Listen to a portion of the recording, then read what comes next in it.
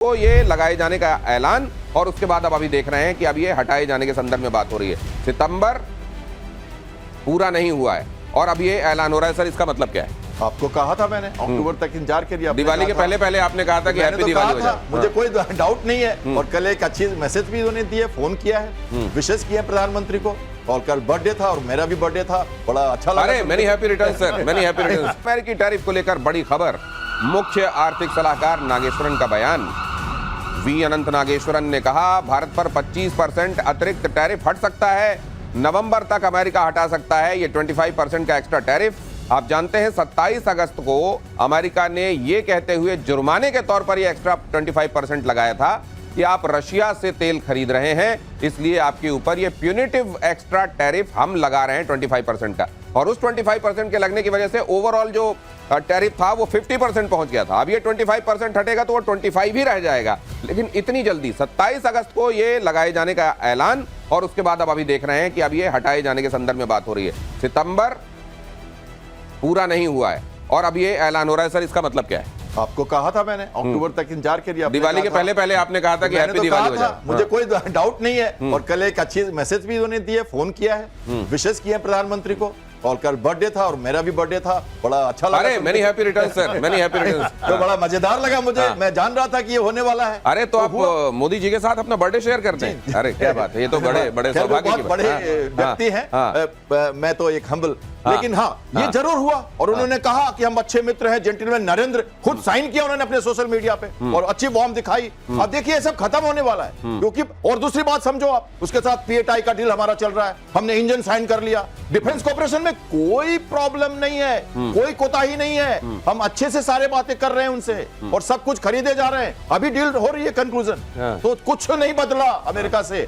ये टैरिफ का एक कहते हैं ना, बस वही थोड़ा सा मार दिया है हल्का, और जोर से जोर का झटका धीरे से लगे और खत्म हो जाए बस। और कुछ मेरी मानना ये है, ठीक है, this is the part of deal. Art of deal जो अमेरिका का है ना, उसका पार्ट ऑफ डील है। देखिए 27 आर्ट ऑफ डील का पार्ट ऑफ डील है ये। और ये देखिए हम बहुत खुश हो जाएंगे। केवल एक चीज में खुश हो सकते हैं, मैं तो बहुत इसको सीरियसली ले रहा हूँ। देखिए रशिया से तेल हम खरीदेंगे, 25% निकाल दिया तो हमारी जीत, ये मैं मानता हूँ भाई। 25% भी बहुत बड़ी जीत है। ये कभी हम कहते हैं ना कि आप इतना ज्यादा ऊपर बना दीजिए लेवल मार्किंग और उसको थोड़ा लाइए, बोलिए जीत गए, ये नहीं है, ये गलत है सर। लेकिन बहुत सारी खबरें तैर रही हैं। तो डेड इकोनॉमी वाली जो बात हुई थी वो आप देख रहे हैं, उसके बाद ट्रंप को महसूस हो रहा है कि मैंने क्या। लेकिन दूसरे एक खबर और आई कि हमारे एक बंदरगाह में तेल से लदा हुआ एक जहाज पहुंचा था, वो जहाज फिर यहाँ के बजाय कहीं और आगे बढ़ा दिया गया। उस बीच में ये खबर आई, तो जरा इसके ही माने समझा, इसमें कुछ दम है या क्या है? देखिए इन सब में दम है सब। ये ऐसे नहीं है कि हवा में ही नैरेटिव बने जा रहे हैं। यदि उन्होंने लगाया 25% प्लस 25%, 50% में सबसे ज्यादा हम चल रहे हैं। नवंबर में यदि हमारे हो गया, दिवाली के समय कुछ हो गया, हम खुश हो जाए, तालियां बजाए, घी लड्डू ना बांटे भैया, ये गलत होगी। तो ये ऐसा है कि ये तो दिखाई दे रहा है कि जो कदम बड़े जोश में उठे थे उनमें से बहुत सारे कदमों को पीछे लेना पड़ रहा है। लेकिन अभी बहुत सारी चीजों को पिंच ऑफ सॉल्ट के साथ लीजिए, वेट कीजिए आने वाले दिनों में क्या होता है। बहुत धन्यवाद सर इस एनालिसिस के लिए, यहाँ पधारने के लिए। Thank you so very much.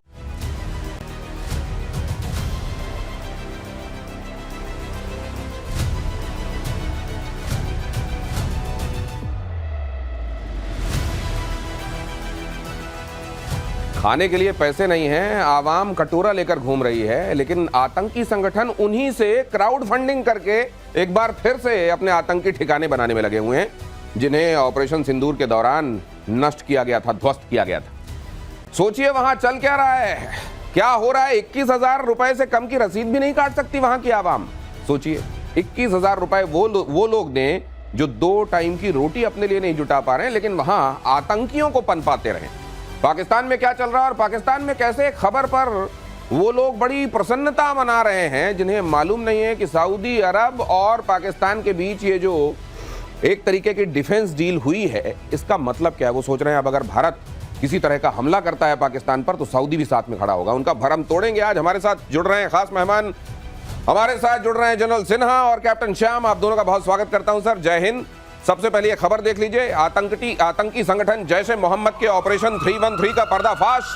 आतंकी मसूद अजहर ने शुरू किया बड़ा फंड रेजिंग अभियान। मस्जिद मरकज निर्माण की आड़ में जैश की फंडिंग मुहिम। 391 करोड़ रुपए इकट्ठा करने में जुटा हुआ है जैश ए मोहम्मद। फंड रेजिंग के लिए कई डिजिटल वॉलेट का भी इस्तेमाल। एफएटीएफ से बचने के लिए डिजिटल वॉलेट्स का मिसयूज किया जा रहा है। जैश ए मोहम्मद के चंदा अभियान में आईएसआई की सांठगांठ का खुलासा। डिजिटल वॉलेट से आतंकी फंडिंग का पर्दाफाश। ये देखिए जरा, हम वो रसीदों के क्लोजअप भी आपको दिखा रहे हैं। ये रसीदों की तस्वीरें हैं। यूं चंदा इकट्ठा किया जा रहा है। कहा गया है 21,000 से कम पैसे मत देना। भीख मांगी जा रही है आतंकियों को पनपाने के लिए, और उसमें भी शर्त रखी गई है कि 21,000 से कम का पैसा हम लेंगे नहीं। और इससे जुटाने वाले हैं वो 4,000 मिलियन पाकिस्तानी करेंसी में। और न सिर्फ यहां से इकट्ठा कर रहे हैं, विदेशों से भी भीख मांग रहे हैं। वो भी आगे आपको बताऊंगा, लेकिन इस खबर का मायना समझिए अब क्या है। जनरल सिन्हा, ये सुभान अल्लाह का जो सुभान अल्लाह उस दौरान ऑपरेशन सिंदूर में हुआ, ये फिर से पनपा रहे। कह रहे हैं 313 मदरसे बनाएंगे और ट्रेनिंग पॉइंट बनाएंगे जो एलओसी के अलोंग होंगे। तो हमारे लिए तो टारगेट प्रैक्टिस में बड़ा अच्छा काम आएगा। बहुत सही कह रहे हैं। देखिए, टारगेट की तो प्रैक्टिस हो जाएगी क्योंकि ये खुलकर आ रहा है। और ये कह रहे हैं कि पहले मरकज़ सुभान अल्लाह था, फिर मरकज़ तौयबा था, दोनों का फिर मिल करके, और खास करके जो आपका जैश की आ रही है 313 मदरसे बनाना, और उन जगहों को जो आपने बर्बाद कर दिया था भावलपुर का, वो जा करके डीप अंडरग्राउंड बनाएंगे और वहाँ पर मस्जिद भी बनाएंगे। देखिए, थोड़ा तो मैं ये कहता हूँ, थोड़ा हम लोग इसको थोड़ा सीरियसली भी लें, क्योंकि जिस तरह से चीज़ें बदल रही हैं, जो इस्लामिक वर्ल्ड, इस्लामिक सेना और सऊदी अरेबिया में वहाँ जाना और ये चीज़ों का होना, और आपने कहा डिजिटली कर रहे हैं तो एफएटीएफ में नहीं आएंगे। और कैसे आईपी एड्रेस 21 दिन में बदल देते हैं। ये मान लीजिए उन्होंने पैसा इकट्ठा किया डिजिटली, और कहते हैं क्रिप्टो करेंसी का भी यूज़ करेंगे इसके अंदर में जब ये बनाएंगे तो ये क्या, ये जो मरकज़ें बन रही हैं, क्या ये एक ऐसा सेंटर बनेगा? यदि वहाँ से टूटता है, जो आपने 3H की बात की, तो क्या ये सेंटर बन जाएगा? और इसलिए बहुत चालाकी से इन्होंने, और ये कह रहे हैं सर कि इस साल के आखिर तक इनको, इस साल जो बचा हुआ है इसमें 150 इनको बना लेने। ये 313 का जो टारगेट लेकर चल रहे हैं, इसमें 150 इसी साल बना लेने। ये भी कहा जा रहा है। कैप्टन श्याम, ये क्या चल रहा है और इसका काउंटर क्या हो सकता है? दिनेश जी धन्यवाद। देखिए, ये मरकज की जो सभ्यता है, मस्जिद को, मंदिर को, या किसी ये जो सभ्यता की जगह, इनको इस तरह से इस्तेमाल करना, डबल मीनिंग करके, ये सबसे पहले गलत है। और एफएटीएफ से बचने के लिए ये डिजिटल टेक्निक्स अपना रहे हैं, लेकिन वहां से बात रुकती नहीं है। सरकार को इसके बारे में पता है।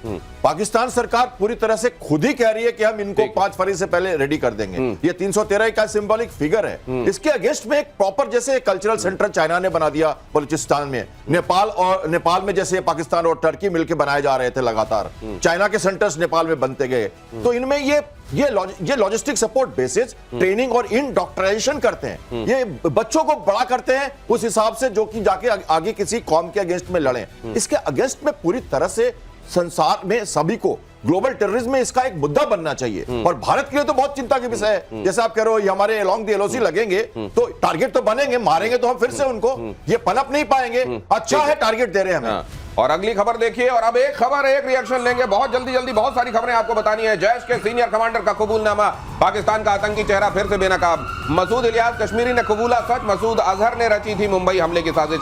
पाकिस्तान में बना संसद पर हमले का षड्यंत्र, पाकिस्तान में बैठकर मसूद अजहर ने रची थी साजिश। तिहाड़ वापसी के बाद मसूद अजहर ने बालाकोट को बनाया ठिकाना। ये भी बताया इलियास कश्मीरी ने, बहुत कुछ ऐसा है जो इलियास कश्मीरी इन दिनों सामने आकर बोल रहा है।